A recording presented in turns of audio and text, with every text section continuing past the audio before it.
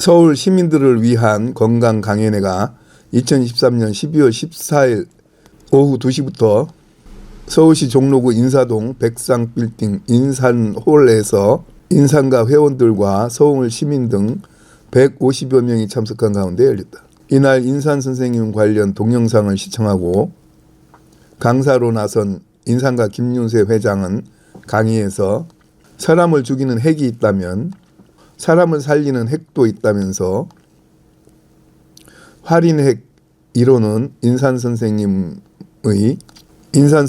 지으신 신약과 신약 본초에 자세하게 수록되어 있다면서 코로나, 암, 난치병에 대처할 수 있는 묘방들이 많이 들어 있다고 말하고 신약책을 참고하시고 인산 선생님이 주장하신 처방으로 죽염을 강조하셨는데 이것은 재료가 풍부하고 구하기도 좋은 재료로 만들기 때문에 죽염을 항상 만들 수 있다면서 일본 후쿠시마 원전 사태로 소금값이 금값이 되고 죽염값도 금값이 됐다며 미래의 건강을 지키기 위해서는 신약책을 참고하라고 강조했다.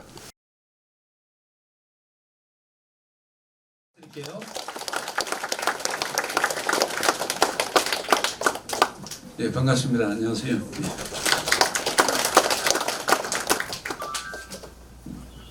오늘 뭐 비가 이렇게 오고 하는데 막걸리 한잔 하면 딱 좋은 날이네. 어제 함양에서 뭐 성명회 한다고 한 11시까지밖에 안 먹었는데 뭐 자꾸 술 많이 먹는다고 자꾸 저한테 그러더라고요. 그래서 좋은 술 만들어서 뭐 그 좋은 분들하고 대화 나누라고 시간을 보낸 건데 그래서 저는 뭐 많이 먹는다고 생각 안 하는데 이렇게 많이 먹는다고 과음한다고 얘기를 하더라고요. 그래 몇 번 먹나 이렇게 봤더니 뭐 1년 내내 먹어봐야 1100회밖에 안 먹는데 그걸 많이 먹는다고 자꾸 뭐라 하더라고요. 주변에서. 여러분 정말 반갑고요. 이제 조금 전에 그 화면에서 뵀던 인산 김일훈 선생의 이제 훌륭한 의방과 또 묘방, 이제 신약 이런 것들이 정말 지금 시대가 우리가 그냥 일반적으로 생각하는 그런 시대하고 양 다릅니다. 과거 한 40-50년 전하고 지금하고는 왜 그러냐면 이 화학물질이 엄청 많이 늘어나고 그 다음에 후쿠시마 원전이 터지니까 사람들이 전부 이 소금에 대한 관심이 막 폭증하지 않습니까? 지금은 소금이 또 다 숨어버렸어요. 이거 오염되기 전에 이 소금을 쓴다라고 해서 그래 돈을 좀 많이 준다고 해도 소금이 보이질 않습니다. 그렇게 지금 세상이 어렵고 그 다음에 또 지금 뭐 각종 시나리오들이 미국의 국방성이나 이런 데서 또 우리나라에서도 그런 것들을 서로 정보 공유를 해서 알고 있는데 그건 발표한다는 것 자체가 끔찍한 일이고요. 그래서 참 무서운 일인데 그런 이제 소위 원자 폭탄이라든지 이 대량 살상이 가능한 그런 무기들이 서울 상공 몇 미터에서 이렇게 터질 경우 가상 시나리오가 있습니다. 굉장히 무섭습니다. 그래가지고 뭐 6개월 내에 얼마 정도의 인명이 희생된다 이런 얘기들이 있는데 그리고 그 뒤에 그런 폭탄들은 무서운 게 뭐냐 하면 방사능의 피해가 또 이루 말할 수가 없습니다. 그런 것들은 또 해독제나 해결책이 없습니다.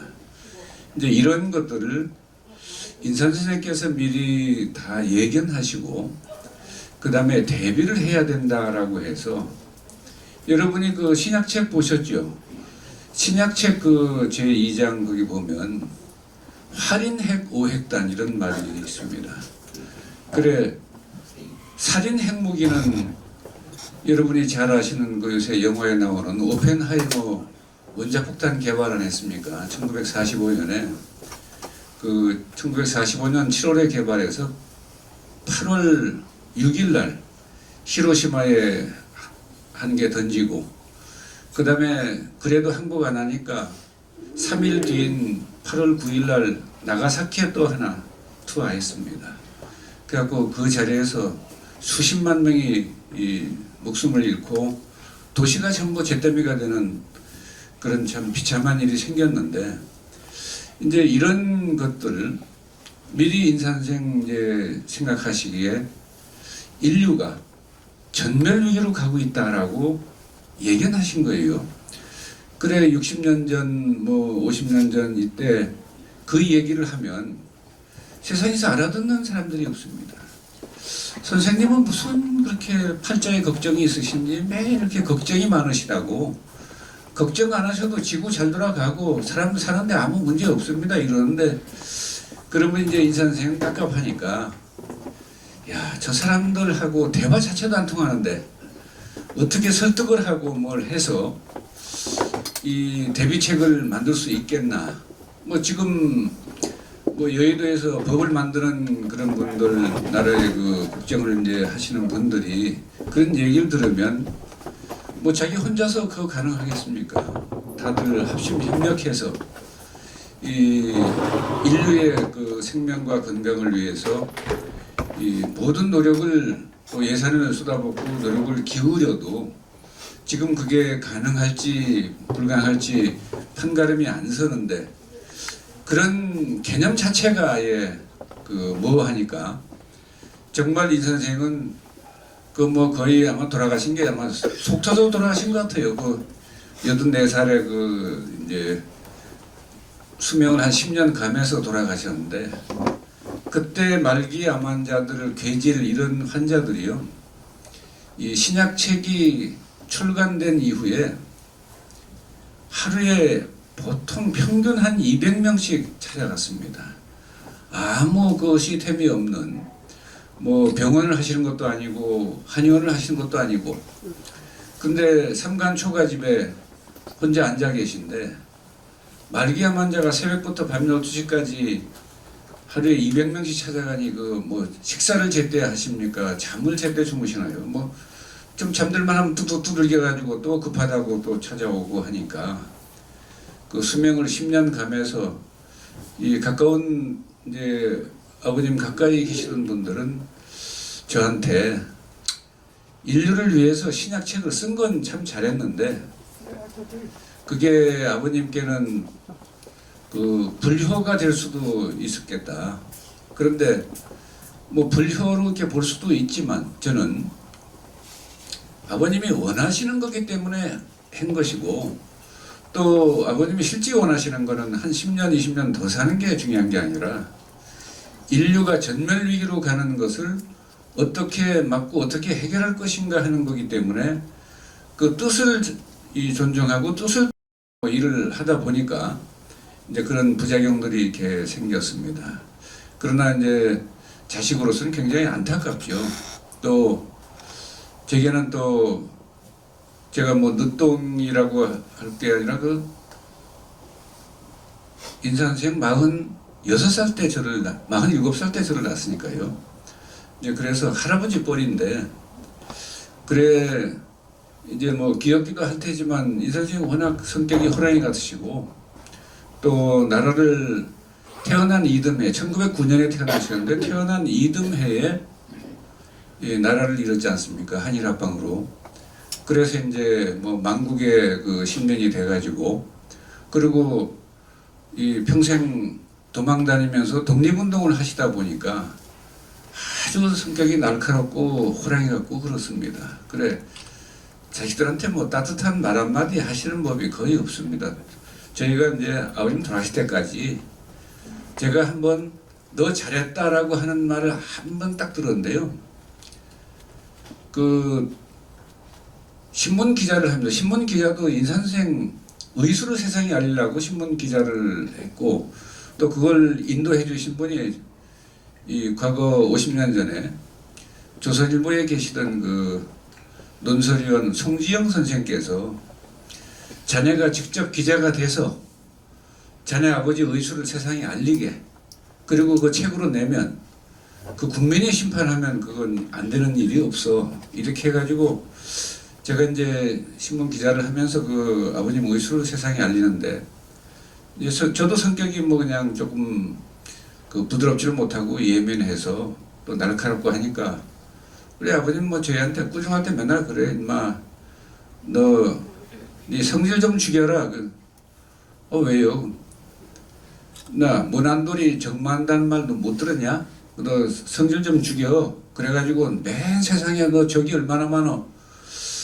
그래도 아버님 그 제가 뭐 사실대로 또 소신껏 또 철학적으로 저는 뭐 확신이 있기 때문에 이렇게 가는 건데, 아예 앞에서 대포를 쏘거나 뭐 기관단총으로 쏘거나 저는 그대로 앞으로 그대로 갈랍니다. 뭐 머뭇거리지 않고. 그러면 자식이 또 말은 잘하네 또 이러시는 게, 아주 뭐 말은 그래도 사다너. 근데 어쨌든 성질을 좀 죽이는 게 좋아 이제 이런데, 신문 기자를 하면서 이제 잘 열받고 속 터지고 하니까 그 인산생 뭐 그거 알리면 기사를 쓰기만 하면 또 이럽니다.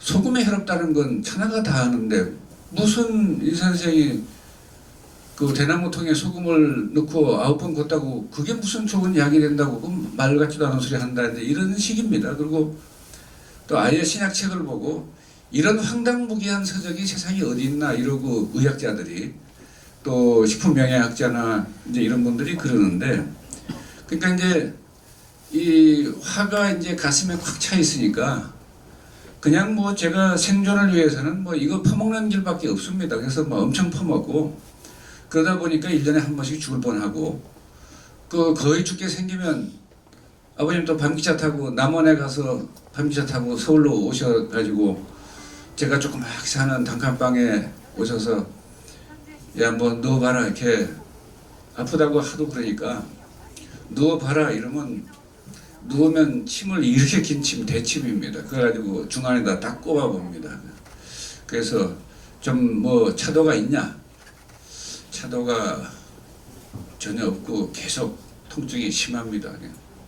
그러면 막 불로 지져야지 뭐 다른 방법이 있냐? 그러고는 약쑥을 꺼냅니다. 그 뜸쑥을 이렇게 가져오셔가지고 주머니에 그걸 이렇게 뭉쳐놓고 밤알 이 중간 정도 되는 밤알 크기로 이렇게 묶어놓고 중안하고 단전 두 군데에다 놓고 바로 불을 붙여버립니다. 큰 걸 놓고. 원래는 그거 쌀알 반만하게 해서 조금씩 키워가는 거예요. 그 재를 재 위에다 또 놓고 해서. 그런데 그거를 이제 급하니까 거기다 이제 그렇게 중간 단전에 뜸을 뜨는데, 그렇게 뜨면 물에 빠져 죽는 사람도 이 항문이 열려서 완전히 죽은 사람 아니면 가사 상태가 꽤 시간적으로 꽤 갑니다. 적어도 30분 내지 1시간은 가사 상태가 가는데, 이 목매서 죽은 사람이 이렇게 바로 발견됐을 적에 그 사람 죽긴 죽었는데 호흡도 먹고 이 혈액순환도 멎었습니다. 그런데 이 선생님 그걸 보면 그 중안하고 단전에 뜸을 떠서 살리시더라고요. 그걸 또 뇌염으로 죽은 애기들. 그러니까 그 의술은 뭐 천하에 당할 사람이 없는 화타편작이 뭐 비교가 되지 않을 그런 천하의 명의신데, 이제 그래가지고 뭐 떠야지 하고는 뭐 한 50장 내지 뭐 그 정도를 뜹니다. 그리고 야 이렇게 내일부터는 네 스스로 떠라 이제 이러는데, 뜸을 그 알려준 대로 한 일주일 정도 뜨면요 다 가라앉습니다. 그 뜸 한 50장 정도 바로 가라앉아요. 굉장히 그 못 참겠던 통증이. 그래가지고 이제 1년에 한 번씩 죽을 뻔하는데 6번째, 5번까지는 아버님이 직접 오셔서 떠서 살려주셨습니다. 그런데 6번째는 나이 80이 돼 가시는 아버님께 또 연락드리기가 송구스러워서, 야 이거 이런 고민하고 그 죽을 바에는 병으로 죽지 말고 할복을 해서 가야 할 텐데 아버님 그래 뭐 명예 누가 안 가지? 아 자기 아들 죽는 것도 못 고치고 뭐 명이라고 하면 얼마나 그 사람들이 뭐라고 하겠어요. 딴 생각을 할 수 있기 때문에 그 고민하다가 뜸을 마무리하고 떠날 때 인선생께서 꼭 한마디 하세요. 너는 떠야 돼. 그 그대로 제가 표현하면 너는 떠야 돼. 이렇게 한마디 딱 하시고 일어나서 가십니다. 근데 저는 뜸이 좋다는 얘기로 그 이해를 했지 뜨지 않으면 죽는다라는 생각을 안 했습니다. 그런데 이 선생이 하신 그 뜻은 취지는 뭐냐면 너 이런 식으로 제대로 네 스스로 떠서 뜨지 않으면 너는 이제 뭐 빠른 시간 안에 죽는다 이 얘기인데 제가 못 알아듣던 거죠. 그래서 6번째 왔을 적에는 연락드리니 뭐니 고민하다가 제 스스로 쑥을 꺼내서 놓고 불을 붙여서 떴습니다. 그래 뜨고 이제 그때 아주 위기를 다시 한번 넘겼는데 그 해 가을에 그러니까 제가 31살 되던 해입니다. 1985년 가을에 그렇게 죽을 고비가 와서 다시 떴는데 그 이듬해 봄에 인 선생이 또 올라오셔가지고 조계사 옆에 옛날에 서울다방이라고 있었습니다. 지하에. 거기 오셨다 그래서 저는 이제 그 조계종 충무원 내 그 신문사에 있었기 때문에 아버님 오셨다 해서 인사드린다고 이제 골로 걸어서 갔더니 한 20-30명이 에워싸고 있어요. 그래서 뭐 인사를 드릴 수가 없습니다. 그래서 이렇게 해치고 뚫고 머리만 뒤밀고 오셨어요. 그랬더니 하도 질문 공세에 시달리다 보니까 그 누구시오? 그래 아버지 접니다. 그랬더니 너냐? 윤세냐? 그래 예. 근데 이렇게 또 한 번 쳐다보시더니 근데 너 이놈이 이제 살았네 이러시는 거예요. 그래서 다른 사람들이 그게 무슨 얘기입니까? 그러니까 이 선생님이 뭐라고 하냐면 너 뜸 떴냐? 이러시는 거예요. 그래 그냥 제가 연락드리기 좀 그래서 제 스스로 떴습니다 했더니 평생 그때 처음입니다. 너 잘했구나. 그러면서 이제 하신 말씀이 뭐냐면 너 그 신약이란 책에다 나중에 내도록 해라 이제 해서 인공장수법이란 그 대목으로 이제 썼는데 그때 그 말씀하시더라고요. 그게 의학의 아주 그 놀라운 비밀들입니다. 그래서 말씀드리는데 다른 사람들이 선생님 너 이제 살았구나 하는 게 무슨 말씀입니까? 하니까 이놈이 지난해 가을에 31살 되던 해에 꼭 죽게 돼 있는데 운명이 근데 어찌 그 강을 건넜네. 그 강을 건널 수 있는 건 뜸밖에 없는데 그래서 내가 뜸 떴냐고 물어본 거라고. 그래서 이제 물어보시고 그래 그렇다라고 했더니 그 얘기를 하시더라고요. 이 아이를 그 애기 엄마가 잉태할 때 저희 이제 생모께서 저희를 잉태할 때가 언제냐면 22~23살 때입니다. 그때 이 아이 어머니 자궁 온도가 36도 이하라서 35.5도라서 이 아이는 31살의 벽을 넘지 못하고 죽게 됩니다. 그런데 후천적으로 이 온도를 보강하면 뜸이 이게 우리 체온의 10배 정도, 한 20배 정도 됩니다. 우리 체온이 36.5도잖아요. 스승님, 약이 되지 않는 초목, 초근목피, 또 그 광물, 이런 것들이 약이 되지 않는 게 단 하나도 없었습니다. 라고 하니까 이제 됐어. 너는 하산해도 된다. 더 이상 배우고 가실 게 없다. 이게 그 전 세계 화탑 현작보다 더 유명한 지바카의 이야기입니다. 그러니까 지바카는 땅 위에 존재하는 물질들을 본 거예요. 인산수행 어디까지 봤냐면 한반도 상공에 산산분자와 황금분자가 가득하다. 그걸 합성해서 이 약으로 먹이면 이건 어마어마한 이 분열이 일어나면서 이 기운이 증폭하면서 사람을 살리게 된다. 죽을 사람을. 그래서 할인핵 오액단 그 이론을 책에다가 쓰시고 누구나 만들어 먹으라고 노하우를 다 썼습니다.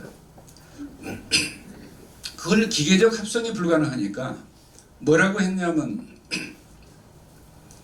동물의 5가지 동물의 생명 현상을 이용해서 공간 색소 중에 산삼분자를 그 동물의 간에다가 합성해서 그 간을 가지고 알약을 빚으면 그러면 이것은 되는 것이다.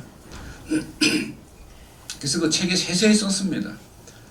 독사한테는 닭한테 이 독사 구랭이에 구데기를 내서 그 몇 마리 내서 그걸 다 먹이고 염소에게는 음양과 900근 이상을 먹이도록 하고 오리에게는 사료에 유황을 섞어서 먹이도록, 그래서 유황우리입니다. 그 다음에 이제 개한테는 금산, 산삼, 파삼을 갖다가 가루내서 보리밥에다 사료에 섞어서 그 1년 이상을 먹이도록 한다. 돼지에게는 우리나라에는 산삼분자는 가득하지만 부자분자가 없으니까 부자분자는 중국 사천성에 가득하다. 그래서 중국 사천성 부자를 씁니다. 우리나라에 지금 쓰는 것도 다 경포부자라는 게 중국 부자입니다. 그래 천문을 보고 우리 눈에는 보이지 않는 공간 색소 중에 저런 약들이 있다는 걸 다 파악하고 그걸 활용하는데 고금동서에 그런 이론을 말했거나 그런 약을 제시했던 분이 있습니까? 전혀 없습니다. 그래서 고금동서의 전무후무한 그 의학의 이제 대가이고, 그 다음에 이제 신의니 뭐 상의니 하는 그런 이야기를 하고, 그래서 그런 놀라운 실력을 유감스럽게도 대한민국 땅에서 전혀 발휘할 수가 없었습니다. 모든 제도나 이런 것들이 또 법이나 뒷받침이 안 되고, 심지어 우리나라는 1948년 정부 수립 때 재헌 국회의원들이 이 법을 만들 때 아예 미국의 서양의학 위주로 만들면서 한의학은 애초에 무시하고 다 빼버렸습니다. 그래서 조헌영 선생을 비롯해가지고 대한민국 최고의 원로 한의사들이 나는 이런 지독한 나라에, 이런 나라에서는 나 살고 싶지 않다. 우리 다 같이 대법원 앞에 가서 배를 가르자. 그래서 할복하기로 다 했습니다. 그 대법원에서 할복한다고 하니까 갑자기 부랴부랴 재헌 국회의원들이 모여서 법을 다시 바꿨습니다. 거기다 넣어준 게 한의학이라는 단어 하나를 넣어줬는데, 그리고 보건복지부, 옛날엔 보건부였어요. 보건부 공무원들 여러 명 있는데 그 중에 한의학 담당 1명 딱 넣어놨습니다. 이제 구색 맞추기로. 그랬는데 나중에 한의학이 부활하는 계기가 생겼는데 경희대 총장 조영식 총장께서 이 동양의학전문학교를 인수해서요. 그게 한의학인데, 그래서 경희대 한의학과를 설립을 했습니다. 그 바람에 지금 한의사들이 많이 나온 거예요. 그래서 지금 한의가 이제 명맥은 잇고 있는데, 그러나 이제 그 정도로 하기 때문에 인산 선생의 의술은 체계도 없지, 또 뭐 그런 관례도 없지. 그러니까 주경을 만든다 하면 허가 자체가 애초에 안 됩니다. 그냥 저거 허가는 가공 소금으로 이렇게 허가를 한 겁니다. 소금을 가공한다 해서 그 다음에 오액단 만든다 하면 그걸 무슨 법에 어떻게 해서 허가를 낼 수 있습니까? 그러니까 인산세계가 제시한 모든 것들은 대부분 법에서 인식을 못하기 때문에, 또 법에 그런 항목이 없기 때문에 이 허가 자체가 불가능합니다. 그래서 저희가 이제 주겸 사업을 하는 것도 굉장히 어려운 점의 하나가 바로 그거고요. 그래, 세상에 없던 이 비즈니스를 하면 저항이 많습니다. 그러다 이제 인산생의 의술은 인류 전멸의 위기를 구하는 정말 참 전무후무한 최고의 그 의술이고 묘방과 신약인데, 그런 것들을 이제 정말 이렇게 알리는 것까지는 지금 어느 정도 했습니다. 그런데 그것을 이제 사업화하고 또 사업도 뭐 저희가 돈 벌기 위해서 우리가 하겠다 이게 아니에요. 나라에서 제발 하세요라고 하는데 나라에서 그거 할 생각도 안 하고 이해 자체도 안 되고 오히려 반대만 더 하고 규제만 더 하고 처벌만 더 하지. 그래서 참 지금 현재도 굉장히 난감하고 난관이 아주 많은 이제 그런 이제 시점입니다. 그럼에도 불구하고 저희가 주겸 하나를 비즈니스화해서 사업화해가지고 지금 주겸 비즈니스를 시작한 게 딱 36년 됐습니다. 1986년 아니 87년 8월 27일 날 이 허가를 받아서 시작했으니까 그래 지난 뭐 8월인가 거기 월간조선에 11페이지인가 12페이지 그 기사를 저를 인터뷰해서 할 때 첫 번째 든 주겸 사업화 36년을 맞는데 그것도 제 손으로 다 사업한 것이고 이제 그런 건데 제가 허가를 뭐 고금동세 처음으로 제가 받았고 그래서 했는데 소회를 한번 말씀해 주십시오 해서 내 선친께 일제 36년의 그 잔인한 압제를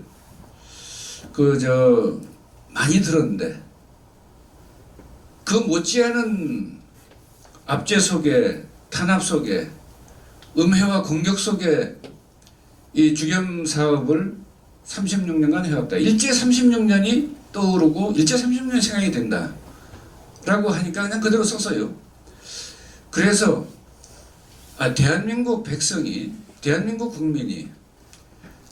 국민의 건강과 인류 건강을 위해서 저런 좋은 물품을 제품을 만들고 상품을 만들어서 이 세상에 내서 파는데 이런 것들이 국가에서 이해하고 법적으로 뒷받침하고 좀 뭐 지원금이라도 주고 보조금이라도 주고 해야 될 판인데 저렇듯 하나부터 열까지 규제를 하지 않습니까? 그럼 못하게 하고 처벌 위주로 갑니다. 그리고 주겸이 그 어디에 효과 난다 그러면 그 말 했다고 바로 처벌해야 합니다. 뭐 과태료 물리고 벌금 매기고 그 다음에 이제 회사 뭐 영업 취소 시킨다고 또 그러고 그래 저희가 행정소송을 제기해서 이제 막고 이렇게 했는데 바로 그게 왜 그러냐면 공직자들이 이 법을 집행하는데 자기들 유리한 쪽으로 상대를 아주 박살내는 쪽으로 잘 생각을 해요. 그래서 이런 법에 의해서 그걸 과대선정이라고 합니다. 그러면 여러분이 상식적으로 생각하면 주겸이 어디에 효과 있다라고 하면 정말 효과가 없는데 있다라고 했으면 과대선정이고 처벌받을 일이 맞잖아요. 근데 효과는 틀림없이 납니다. 그런데 법과 규정에는 그런 대목이 없기 때문에 이건 무조건 처벌해야 됩니다. 이게 우리 법이에요. 실제 조금만 세밀하게 들어가면 전부 그렇습니다. 그래가지고 과대선전으로 저희가 이 벌금 문 게 한두 번이 아닙니다. 그 다음에 그때 다이옥신 사건 2000년에 터질 때에는 전혀 사실이 아닌데 구운 소금과 주겸 속에서 발암물질인 다이옥신이 다량 검출됐다 이랬어요. 그것도 주겸해서 한 3, 40개 되는 데서 두세 개 업체 건데 그 업체가 또 두세 개 업체도 무슨 업체냐면 대나무에 소금을 넣어서 이렇게 굽는 게 아니라 소나무 장작으로 자동차 폐타이어로 굽습니다. 그게 다이옥신 어떻게 안 나오겠습니까? 그런 정신 나간 사람 회사에 그 주겸을 해서는 나왔다 이러군. 그러면 딴 회사들도 나왔냐 이 말이에요. 근데 딴 회사도 나온 것처럼 이렇게 말을 했다 이 말이에요. 그래서 제가 그때 참 안 됐습니다만은 식약청장을 제소했었습니다.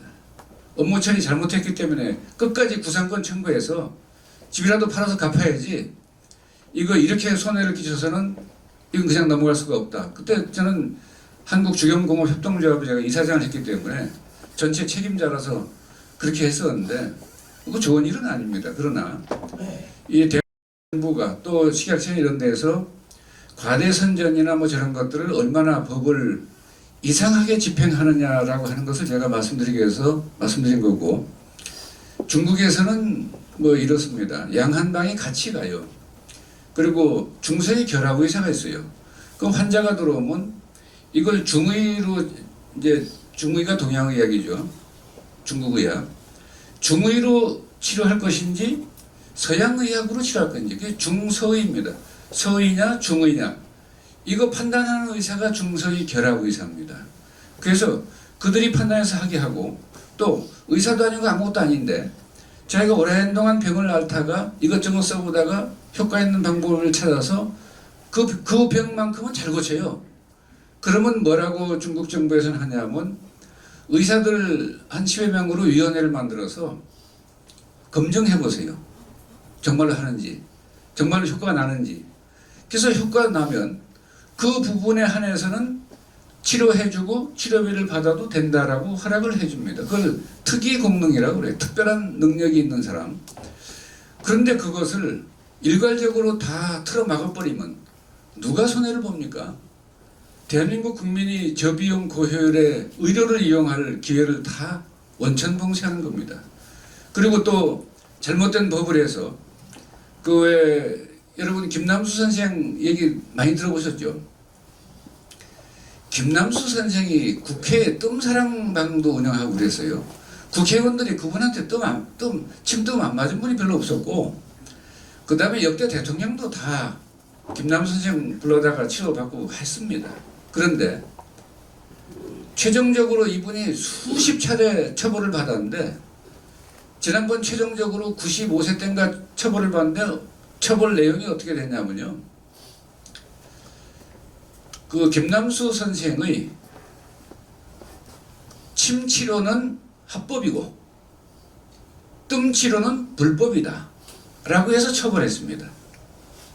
그 내용인즉 보건복지부 서울시 다 그랬습니다. 김남수 선생이 침사 자격은 있다. 침을 넣을 수 있는 자격은 이제 취득을 했어요. 뜸사 자격이 없기 때문에 침 넣는 건 합법이고 뜸을 뜨는 건 불법이다. 침뜸이 같이 다니지. 궁중 요리 잘하는 사람이 짜장면 만들면 그럼 뭐 더 맛있게 만들었겠죠. 근데 만들면 안 된다.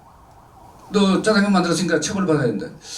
이런 논리가, 그리고 침뜸은 같이 가는 겁니다. 이론도 같은 거고. 그런데 침은 합법이고 뜸은 불법이라고 해서 불법 의료 행위라고 해서 처벌을 받았어요. 근데 그 저간에 이제 뭐 보건복지부나 서울시는 법을 집행할 뿐이니까, 그분들은 뭐 법이 그러니 뭐 처벌 안 하면 자기들이 오히려 처벌 받으니까 그 처벌을 했는데, 그렇더라도 생각들이 너무 없는 것이죠. 과거에 그 황정국 판사는 누가 침을 잘 넣는 사람이 침을 넣고 돈을 받았는데 불법 의료 행위를 했다 해서 보건범죄 단속법 위반으로 구속영장을 신청했는데 그걸 기각했습니다. 기각하면서 뭐라고 유명한 말을 했냐면, 유명한 말도 아니라 당연한 말인데, 이 꼭 면허가 아니래도 정말 침뜸 잘하고 병자를 고치는 사람이 진정한 의사다. 그래서 이 사람이 그 침을 놔서 부작용이 생겨서 뭐 그 피해를 본 것도 아니고, 금전을 많이 요구해서 피해를 본 것도 아니고, 누구한테 피해를 주지 않은 사람을 왜 처벌하냐 이거죠. 그래서 구속영장을 기각한 사례가 있습니다. 그게 한 40년 됐는데, 그것이 유명해졌어요. 왜냐하면 딴 사람들은 무조건 다 구속시킵니다. 그래서 김남수 선생의 그 침뜸 그것은 뭐냐면, 박정희 대통령이 들어서고 그때 침구에 관한 법을 정비하면서 이 김남수 선생이 침사 자격을 취득하고 뜸사 자격 취득을 위해서 또 이제 대기하고 있는데, 그 침과 뜸에 대한 자격 시험이 폐지되고 그 제도가 폐지됐어요. 그러니까 침까지는 합격했는데 다음에 다 폐지를 해버렸으니까 뜸사 자격은 없는 거예요. 그래서 이제 그걸 처벌하는데 그런 역사적 맥락을 좀 보고 감안해서 법적으로 처벌이 불가피하더라도 이건 이러니까 요 감안해서 해야 됩니다라고 하질 않고 법이 이러니까 이렇게 처벌합니다라고 딱 해버립니다. 그래서 결과적으로 김남우 선생 같은 분의 의술 활동을, 의료 활동을 굉장히 위축시킵니다. 위축된 만큼 국민의 건강은 피해를 봅니다. 그 다음에 그때 그 폐지되는 바람에 침 잘 놓고 뜸 잘 뜨는 사람들, 병 잘 고치는 사람들, 정말 실력 있는 사람 거의 80~90%가 미국, 캐나다, 그 다음에 칠레 이런 데로 다 이동했습니다. 스페인으로 가고, 스페인도 지금 침 잘 놓는 분 거기 계신데 침치료 한 번 할 때마다 5만 원씩 받아요. 제가 가보니까 뭐 돈 엄청 버시더라고요. 근데 그분은 여기 한국에서 나이트클럽 운영하던 분입니다. 그런데 거기 가서 자격시험 보니까 제가 본 거예요. 그래 봐가지고 합격하니까 침 이제 넣고 삽니다. 근데 뭐 한 사람 올 때마다 5만 원씩 받으니까 얼마나 한 200~300명은 늘 보는데, 그래서 참 그거 보면서 야, 뭐 스페인 같은 나라는 뭐 우리 한의학하고 아무 관련도 없는 나라인데, 근데 우리나라는 지금 5,000년 이상의 역사를 가지고 있습니다. 한의학의 역사가. 그런데 그 뿌리 깊고 역사 깊은 이 의술을 우리나라 법과 제도로 또 우리나라 공무원들이 원천적으로 짓밟아서 다 생매장 시켜버렸어요. 이런 일이 과연 누구를 위한 일이고 뭘 위한 일입니까? 미국 제약회사 위한 일이고 그 서양 의학만 위주로 가는 이런 병원 산업이나 현대 의료 산업을 도울 뿐 정작 국민의 건강은 엄청난 피해를 봐도 누구 한 사람 바른 말 한 사람 없습니다. 그러니까 이번 총선에 꼭 여러분들은 지역구에서 대한민국 의료관계 법령을 한번 읽어봤냐 물어보시고요. 그거 꼭 읽어보고 불합리한 대한민국 의료관계 법령 가서 고치려는 노력을 하겠다면 제가 한 표 하겠습니다. 그리고 딴 사람 표도 좀 몰아주겠습니다라고 해서 좀 대한민국 국회의원들이 적어도 입법하는 분들이 대한민국 의료관계법을 단 한 번이라도 좀 읽어봤으면 좋겠다는 생각을 합니다. 그 얘기를 한 사람이 누구냐면 황정국 판사입니다. 매일 그래요.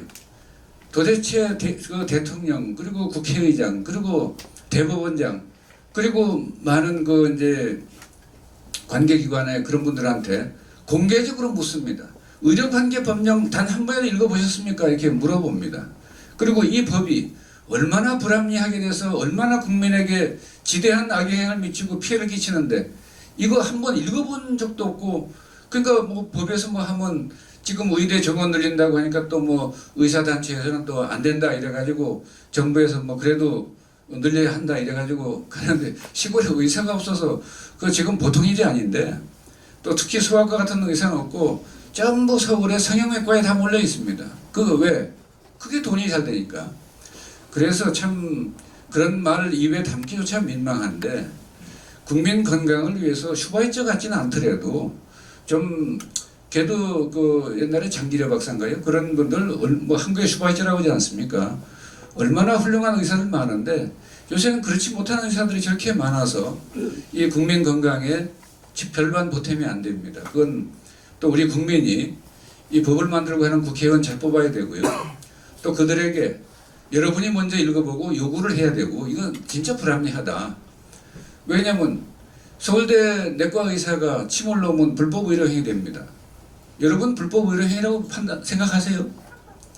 그리고 처벌받아야 됩니다. 아니 서울대 의사가 침을 배우지 않고 놓겠습니까? 그런데 침사 자격이 없다뇨. 한의사 자격이 없다 해서 불법 의료행위가 됩니다. 그래서 이런 것들은 이 국민 건강에 아주 악영향이 큽니다. 그런데 또 한의사들 MRI를 못 쓰게 해요. 이 진맥으로 한계가 있으면 MRI 찍어보면 또 얼마나 좋아서요. CT나 찍어보면 얼마나 좋아서. 그러면 진단 효과를 높이고 치료 효과를 높일 수 있는 이런 것들을 법으로 원천적으로 금한다 이 말이죠. 그러면 이 법이 초점이 어디 맞춰져 있는 겁니까? 그 의료단체의 이권을 보호하는 그런 역할을 법이 합니다.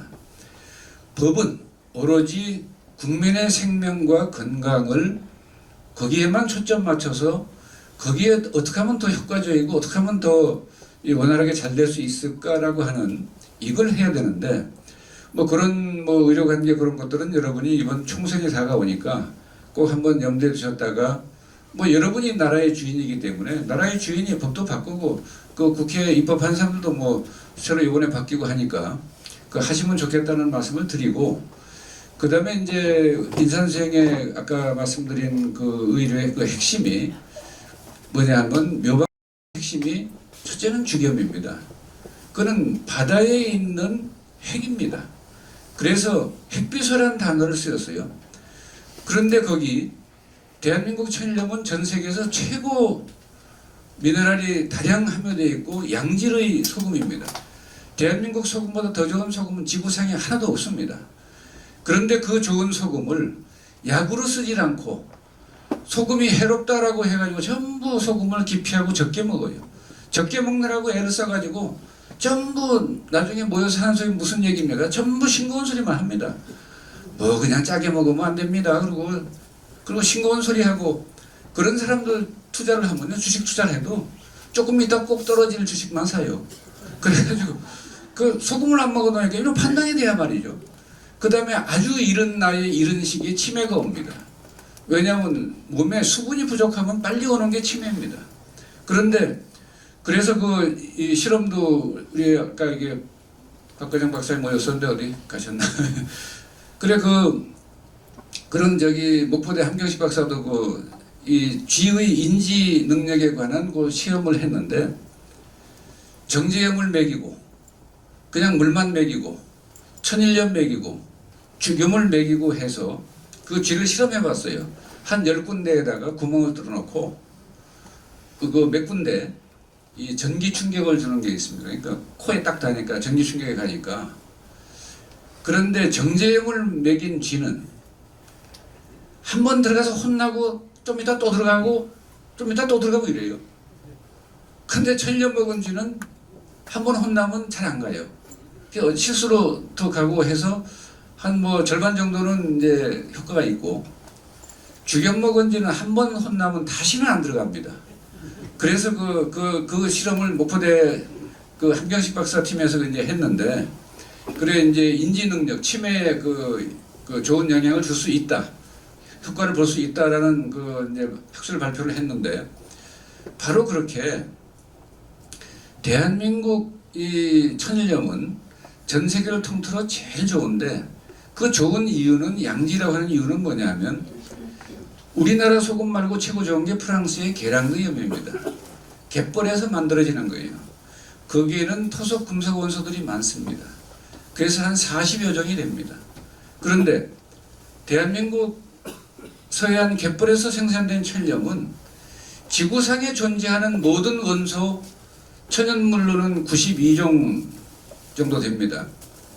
하나도 빠짐없이 다 있습니다. 그런 소금이 생산되는 나라는 지구상에 없습니다. 뭐 히말라얀 핑크솔튼이 뭐 안데솔튼이 다 합쳐봐야 거긴 대부분 염화나트륨입니다. 그래서 한국은 왜 그렇습니까? 그 쿨룬 산맥으로부터 발원한 물이 뭐죠? 황하입니다. 황하는 어마어마하게 급류가 막 내려와요.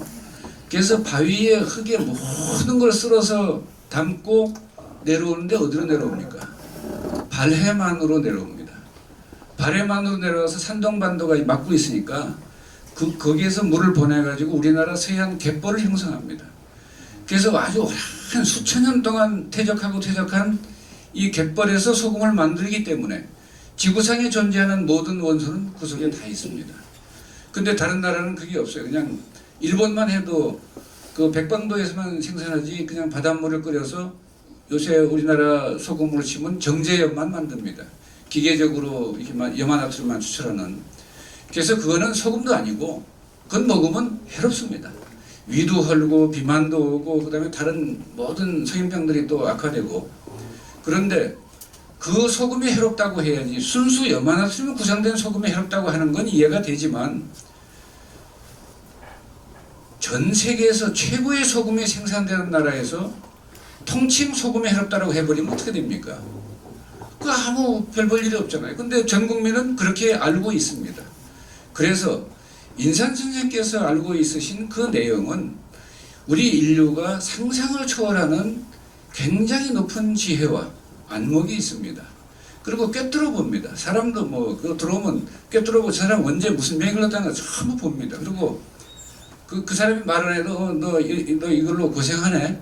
그거 고쳐야지. 그리고 조금 그대로 가면 얼마 있다가 가게 되는데 병 고치고 그 애들 장가가는 거도 보고 죽어야지.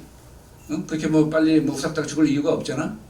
이런 얘기를 이제 탁 던지는 걸 보면 진맥을 하고 뭐 물어보고 이게 아니에요. 그래서 안목이 밝은 분은 그 정도인데 다만 그러면 이제 꼭 과장하는 것 같잖아요. 아 이거 뭐 그 자기 아버지를 무슨 전설따라 삼천리에 무슨 뭐 신화적 주인공으로 만들려고 뭐 그래가지고 지금 인산 선생 돌아가신 지가 1992년인데 지금 31년 됐습니다. 31년 전에 돌아가신 아버지를 홍보 잘해가지고 지금 뭘 좀 더 얻겠다고 그런 얘기를 하겠습니까? 그러니까 그건 전부 사실인데 다만 듣는 것 자체가 전설따라 삼천리고 신화 같으니까 이제 그렇고 그래 이제 우리 그 인산 선생의 그 놀라운 훌륭한 의술의 그 뿌리가 어디냐라고 하는 걸 제가 말씀드리고 이제 이야기를 좀 마무리하죠. 지금 약 그 4천 한 몇 년, 단기가 몇 년이죠? 한 4,300년 되는데 단군의 아버지니까 약 한 4,400~500년 됩니다. 그때 삼국유사 기록을 제가 인용해서 말씀을 드리면 이 기록을 서울대 김두정 박사가 한국의학사를 서술하면서 그거다 밝혔습니다. 우리 조상들은 아득한 옛적부터 쑥과 마늘을 의료용으로 사용한 것으로 판단된다 라는 한 대목이에요. 근데 이 대목의 배경에 어떤 이야기가 있습니까? 우리가 잘 모르고 단군 신화라고 부르는 자기 민족의 상고사를 자기들이 주장해서 신화라고 만드는 사람들이 세상에 어디 있습니까? 그런데 우리는 지금 대한민국의 그 뭐 대부분의 역사학자와 대부분의 지식인이 단군 시대는 신화 시대이지 역사 시대가 아니다라고 딱 알고 있습니다. 그래서 전부 단군 신화라고 그래요. 근데 오늘부터 여러분은 그런 말씀 하지 마세요. 그 국민의 자존심 상하는 일이니까 단군 역사입니다. 상고사. 그 다음에 그 문헌이 어디 있냐면 인용된 기록만 있어요. 삼국유사에서 단군 고기라고 인용을 하고 기 있죠. 그 이상한 일을 기록한 그 조항에 이런 얘기가 나옵니다. 그 옛날 환인이라는 분이 있었는데 그 서자 환웅이 하늘나라에서 쳐다보니까 정말 저기 가고 싶다. 너무 아름답고 삼위 태백의 산이고 하니까 그래서 아버지께 허락을 받아서 천부인 3개를 받아가지고 천부 3인을 받아서 이 하강을 했는데 그 삼위 태백의 산으로 하강했다 이렇게 돼 있어요. 근데 그 기록을 인용한 단군 고기의 기록이 어떻게 되냐면 웅설도 삼천 강호 태백산정 신단수와 환웅천왕이 하늘무리 3천을 이끌고 태백산 꼭대기 신단수 아래로 신단수라고 하는 귀신 신자 박달 단자인데 너무 신비로운 박달이고 왜 신비롭다냐면 하얀 박달입니다. 그래서 마치 눈이 내린 것 같다 해서 박달나무 그 고개를 설령이라고 합니다. 눈설자. 모양산에 설령이 유명합니다.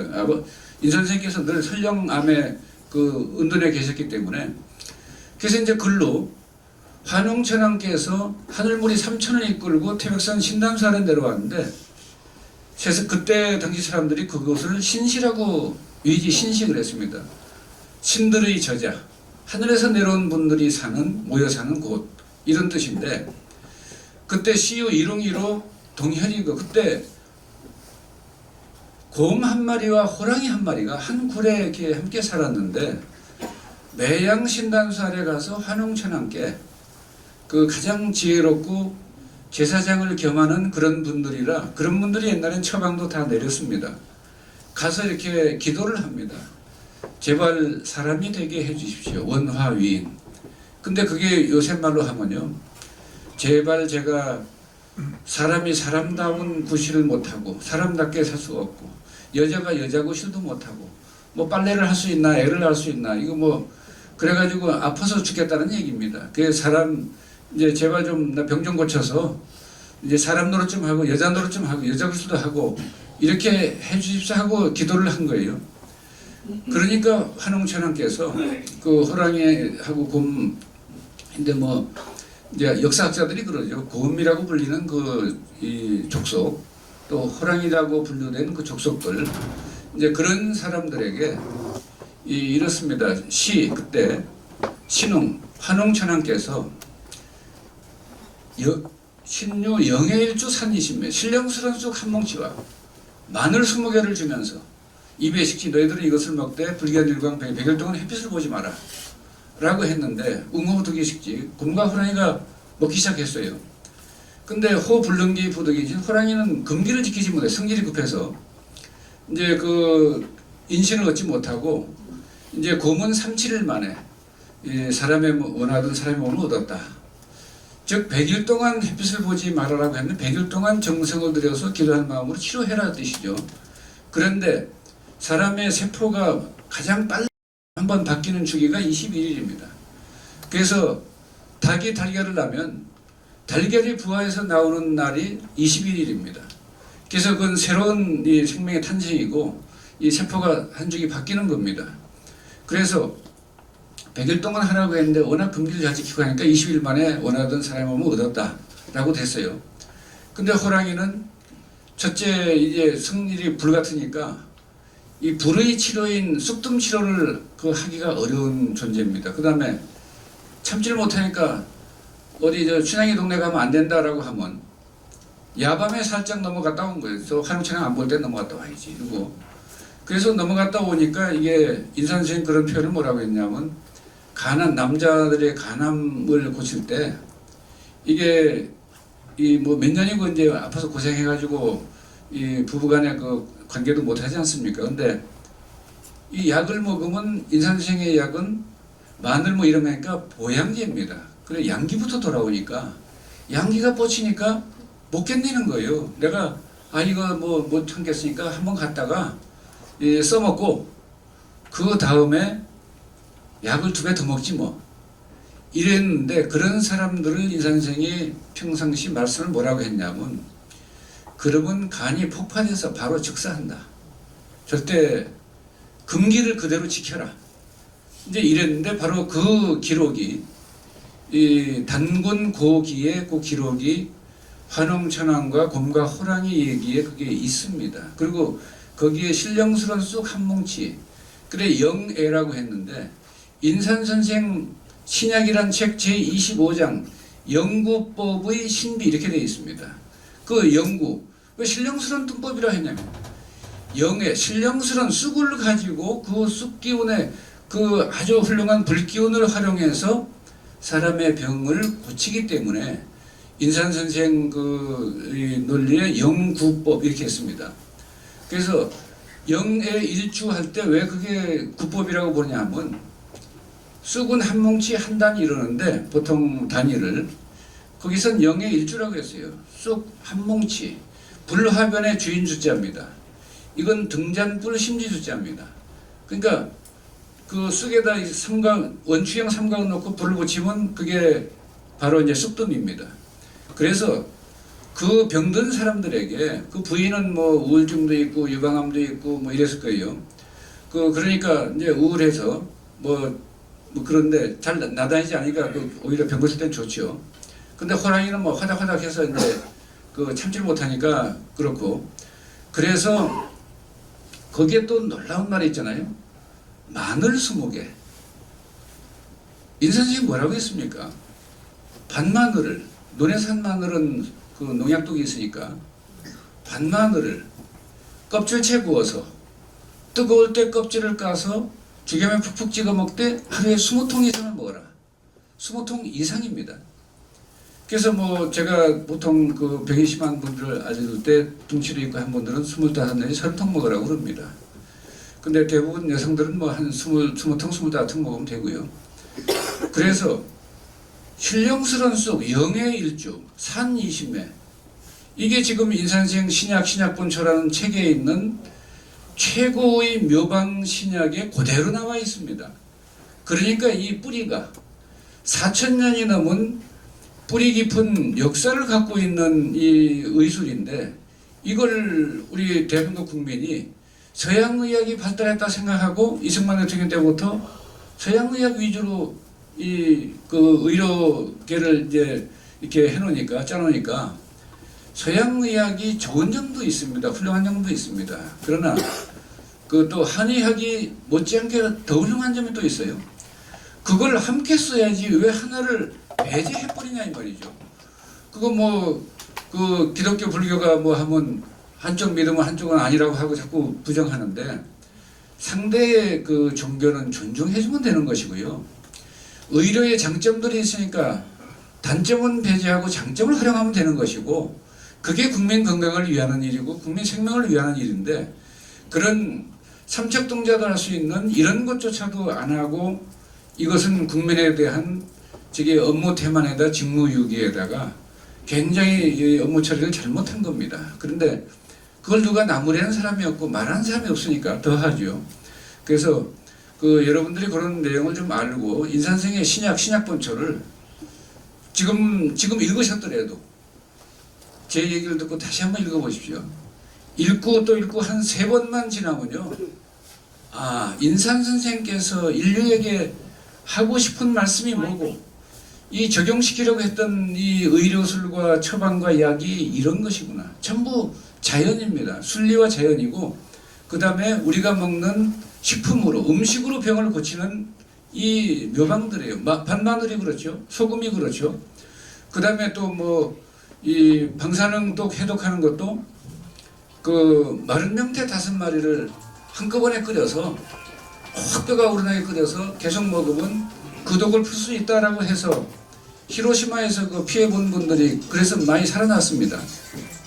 그래서 이제 뭐 그런 등등의 그런 훌륭한 점들이 있는데, 여러분께서 제 이야기는 뭐 1시간 뭐 한두 시간에 이렇게 말씀드리는 것으로 어차피 한계가 있을 수밖에 없으니까, 여러분께서 직접 신약책을 읽고 또 주겸도 이 소금 많이 먹으면 위험하지 않을까 이 생각하지 말고, 배 터지게 먹으라고 이 선생님께서 그랬으니까 믿고 조금 먹고 괜찮으면 또 조금 더 먹고 늘려가고 하면 안전하게 이 효능 효과를 테스트하면서 안전하게 얼마든지 자기 그 원하는 그 결과를 얻어낼 수가 있습니다. 그런데 미리 이게 뭐 종교 얘기도 아닌데 뭐 나는 안 믿네 뭐 아유 아닌 것 같아 긴 것 같아 이럴 필요가 없거든요. 해보지 않고 어떻게 알아요? 뭐 전지전능한 하나님입니까? 그래서 이제 그런 것들을 그 한마디로 말씀드리면, 인산 선생께서 밝히신 이 참 의료의 묘방과 신약을 여러분들이 활용할 필요가 있다. 왜? 지금 암, 난치병, 괴질의 시대는 우리가 생각하는 그런 시대가 아닙니다. 코로나 한번 왔을 때 얼마나 죽었습니까? 뭐 최소 500만 명 이상 1,000만 명 그 사이 사람이 죽었는데 참 어마어마한 수입니다. 그런 사람들이 죽었는데 바이러스가 그보다 코로나보다 100배 무서운 바이러스가 오면 어떻게 되겠어요? 인류 절반은 전멸을 합니다. 그래서 지금 시기가 이렇게 아주 만만한 시기가 아닌데, 그런데도 전 인류의 99.9%는 손 놓고 있고 맹 놓고 있습니다. 무슨 위기가 있겠나? 코로나를 봐놓고도 코로나 이제 갔네. 이제 괜찮네. 그랬더니 또 독감으로 엄청들 고생합니다. 요새. 이 바이러스 질환은 인류가 대항해서 이기기가 어렵습니다. 바이러스를 백날 조사하면서 세계보건기구 지침대로 죽이려고 해봐야 죽지도 않고 죽였어도 큰 효과가 없습니다. 왜냐하면 그보다 훨씬 무서운 바이러스가 잇따라 다시 나오기 때문에. 그래서 그걸 해결하는 길은 각자가 해야 될 일입니다. 각자 도생입니다. 각자 자기 살 길 찾아야 돼요. 각자 자기 체력을 높이고 면역력을 정상화시켜서 몸이 알아서 바이러스를 물리치도록 하는 것이 이 참 의료고, 그것이 묘방이고 신약이지, 바이러스를 죽여서 저희가 이 안전하게 뭐 살 수 있다. 그건 환상에 불과합니다. 그래서 실제로 바이러스 코로나 바이러스가 인류가 퇴치한 게 아니고 저거들이 놀다가 재미없으니까 그냥 간 것뿐입니다. 우리 의료계가 퇴치한 거 아닙니다. 그런데 이제 방어는 어느 정도 했죠. 백신 치료제 이런 걸로. 그런데 그 원천적 치료는 풍신수기나 병자호란이 이렇게 쳐들어올 때 쳐들어오는 걸 그 사람들을 태어난 걸 미리 찾아 죽일 수도 없고 어떻게 막습니까? 못 막아요. 외침이 도는 건 못 막는데 어떻게 막을 수 있습니까? 그 지혜로운 율곡 선생이 우리나라 국방장관 했잖아요. 조선시대에 병조 판사했습니다. 그때 뭐라고 그랬습니까? 저 풍신수기가 위험한 놈이니까 지금 또 그거 아니래도 또 쳐들어올 수 있으니까 중국에서 10만 양병을 해야 됩니다. 한양도성에 2만 명, 정예부대, 팔도의 각도에 10,000명씩 10만 양병을 해야 됩니다. 10만 양병설 유명하지 않습니까? 그런데 선조가 끝내 안 받아들였어요. 그때 선조가 마지막으로 물은 사람이 서해 유성룡인데 서해 유성룡께 이제 마지막으로 의견을 구하니까 서해 유성룡이 말을 안 했습니다. 찬성도 반대도 못하고 하니까 율곡 선생이 처음으로 화를 한번 내시고 내가 정말 믿었던 자네마저 어찌 이럴 수가 있나 라고 해서 나라는 앞으로 큰 화를 당할 길밖에 없네. 그래서 이제 마지막에 그 와중에서도 처리하라고 일러준 사람이 이항복이에요. 백사 이항복에게 임진강을 건널 때 선조가 도망가고 할 때 칠흑 같은 밤에 일본군이 뒤쫓아오니까 강을 안 건너면 다 죽습니다. 그런데 백사 이항복한테 이르고 선생이 었어요. 내가 그거다 관술로 정자를 하나 정하는데 다급하면 이 정자는 비가 아무리 와도 불 붙이면 불이 붙는다. 그럼 그 불빛에 의지해서 임진강을 건너면 됩니다. 그래서 이제 피신했어요. 그랬는데 그게 화수정입니다. 그래서 불태워서 결국 선조는 건너갔습니다. 10년 뒤에 일을 율곡 선생은 임진난 나기 8년 전에 돌아가 있습니다. 근데 자기 죽은 뒤에 10년 뒤에 일어날 일을 알고 백사 이항복한테 기하가 꼭 이걸 맡아서 해결해서 임금을 살려야 된다. 이제 이렇게 했는데 그런 지혜로운 분이 10만 양병을 했을 때 뭡니까? 국방력이 강하면 외침은 얼마든지 막습니다. 근데 우리의 면역력, 방어력이 약한데 어떻게 끝없이 시도 때도 없이 쳐들어오는 바이러스를 어떻게 막을 수 있습니까? 그래서 의료는 이 진리를 바깥에서 구할 게 아니라 해결책은 내 안에서 구하는 것이고 내 안에 면역력이 히포크라테스가 표현한 이 사람은 태어날 때 100명의 의사와 함께 태어난다라고 말을 했습니다. 그리고 세상의 의사는 이 몸 안의 의사가 병 고치는 것을 거두는 역할을 하는 것이지 주도적으로 병 고치는 것이 아니다라고 말을 했습니다. 이제 그런 어떤 훌륭한 정신, 그런 철학에 따라서 여러분들의 몸은 우선 면역력을 정상화시키고요. 국방력을 강화시켜서 어떤 외침이 있어도 끄떡없는 그런 몸으로 있으면 모든 문제는 저절로 해결됩니다. 쉬지 않고 말을 너무 많이 빨리빨리 해서 여러분들이 좀 판단하기 그렇겠는데 그러니까 제가 오늘은 여기까지 말씀드리고요. 혹시 여러분께서 궁금하거나 물어보고 싶은 게 있으시면 말씀하십시오. 네.